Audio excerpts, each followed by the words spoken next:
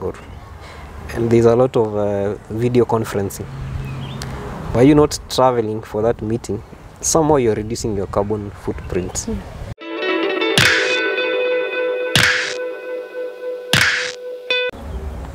Hello and welcome. This is Caroline for Enviro.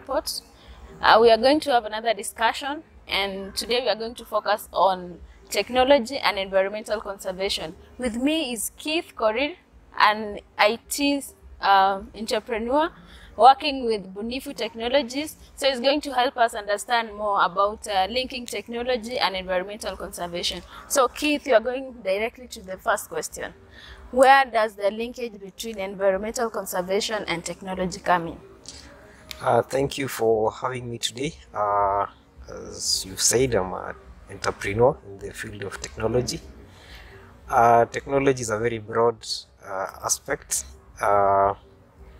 And maybe just to answer your first question is that technology is in every facet of matters environment.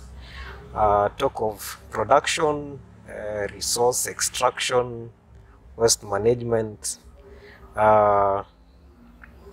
and for a huge part of environmental degradation or sustainability, technology is everywhere. We blame technology for polluting the environment. At the same time, technology is helping us mitigate or even use the environment in a more sustainable way. So for me, it's everywhere. Technology cuts across most of the things we do. Okay. So how significant is it? Why are we emphasizing on technology to solve environmental issues or to promote environmental conservation? So technology is to blame. Technology is also a solution to these items of environmental mismanagement or degradation. So it depends on how we look at technology. One, it could be a solution to these issues we are having. It's also a problem to the same. It's causing these things we are having. Why we're even having this discussion. So I think when we talk of technology, we need to define this sound technology that is environmentally sound. It's good for the environment. And each and every day we are faced with options. So also when you are consuming technology, you have alternatives. So go for that option that is less environmentally damaging. So I don't know. I would say technology can be good and could be also bad for the environment. So there are so many things we can do to use technology to help us conserve the environment. And I'll share my thoughts. Yes. I'm not an expert in this area of environment, but from my understanding of technology, I think I can share one or two things. Okay. Yeah. Okay. Now, how can someone like me, I consider myself an environmentalist in one way or another, Yeah. how can I use technology? Are there specific things you can name that someone like me or someone else out there who wants to voice their issues or their environmental issues to the public use to reach a larger crowd, or to make their voice more effective? So there are several instances that technology can be used to help us reach out. I would say this matters of environment. One of the biggest things is sensitizing people, educating people on the importance, letting people know why go for A not B. Because for instance, if I'm buying a car, probably I would want to have a V8, Yes. something that is big and all that. But if people are sensitized on the effects of your carbon footprint on the environment. Somebody might change his mind, preferably go for a hybrid vehicle or something. Farmers out there, they need to be sensitized on sustainable farming. How do you do that? Maybe going out there and doing it personally, you'd reach a very small population, but through the technology, be it social media, be it apps, SMS, it will help you reach out to a bigger audience. So for me, how I look at technology, I look at it in three ways. One is you can use technology to as an enabler. In the case of like social media, SMS, GPS, satellite technology, it enables someone to reach out, to study, to understand what is happening to the environment or the climate. So it can be an enabler to something else. Then there is technology as an intervention.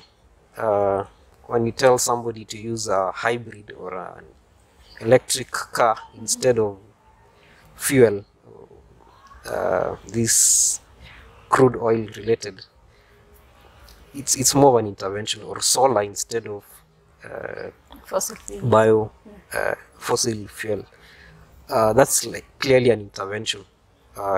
It's this to substitute for this. Lastly, I would say some technology, just the byproducts of consuming that technology somehow helps in conserving the environment and even reducing your carbon footprint. For instance, we're in the era of COVID-19. Everybody is working from home, and there's a lot of video conferencing. Why you not traveling for that meeting? Somehow you're reducing your carbon footprint. Okay, now let me take you closer home. How can technology come in when it comes to tree planting? So technology can be used to, one, sensitize people on the importance of tree planting. You can bring technologies like geotagging to like tag, let's say during tree planting. Instead of just planting trees and letting them survive on their own, these trees can be tagged so that it makes it easy to monitor their progress over time. It will also help in evaluating, like in a given duration of time, how many trees were planted, how many were survived, and for such you need a mechanism to evaluate and track over time. Technology can also be introduced in gaming. You can gamify some of these things and have rewards. Like if you plant trees, you earn rewards. Then something like Pokemon. I'm just being random with these ideas. Has that been used in Kenya or? These are just wild ideas, but I don't know of any initiative doing it. But I've heard of an organization that is trying to do something in that line. Okay. But I would say there are so many ways of bringing in technology. Also in educating, like if you can map out the country, then people get to know, for this region, this type of trees do best. For this region, the soils are like this. Which is the best season to plant trees. So those are some of the areas you can bring in technology to help people get information. I think I've also seen here in Kenya they use do they call them aeroplanes or aerial distribution of seedlings? Yes, yes. Seedlings or seeds? Seedlings. Seedlings, yeah. How effective is that? Because I think they're just dropping them. So I don't have any data on this, but I found it very exciting and engaging in that aside from the use of drones and planes to do it, to do the job, like what the government did with Mau Forest. yes. There's this one where kids are given some slingers or something, Yeah. to propel the seedlings. I don't know how effective it is, but at the end of the day, it helps in trying to plant trees and increase our forest And cover. then of course it saves time and Yes, energy. yes. Yeah. So are there any challenges when it comes to utilizing or using technology to promote environmental conservation? There are challenges. I would say maybe some people haven't understood technology much. Because like if you talk of smartphones, what is the reach out there? So, and how do people use those technologies? I'll give you an example with the fish industry, for example. Yeah. With the technology used to do fishing has really improved so as to allow the fishermen to fish more. Yeah. And if this technology is not used well in a way that we can consume the fish in a sustainable way, it will lead to an equilibrium imbalance in the oceans or the waters. And with time it will lead to extinction of some species. So in this case, the technology has become an enabler in degrading that ecosystem. So I would say the biggest issue is to do with educating people on how best to use this technology in a sustainable, in a way that will assist in mitigating environmental damage, and also just using these resources in a sustainable way. The future of technology for me, already technology is doing so much to help us understand the impact of our activities on the planet. For instance, the extreme cold weather in the US earlier this year, it was occasioned by a polar vortex which shifted south. And thanks to satellite images, we are able to understand such occurrences. The tropical cyclones,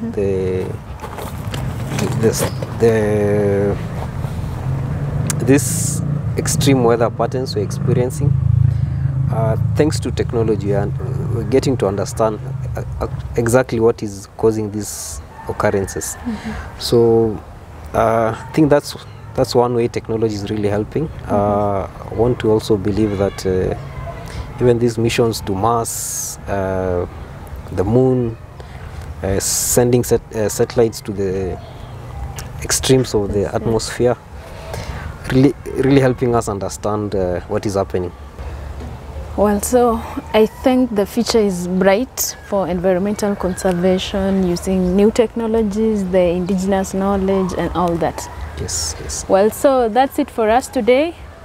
Thank you, Keith, for coming, and thank you for helping us understand the different aspects of technology when it comes to environmental conservation, indigenous knowledge and all that. Thank you for having me. It was a privilege, and I look forward to be on this platform again. Thank you so much. Okay.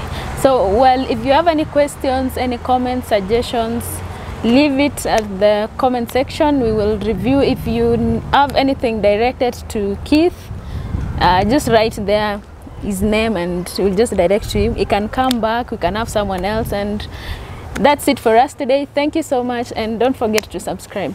Thank you and have a good evening.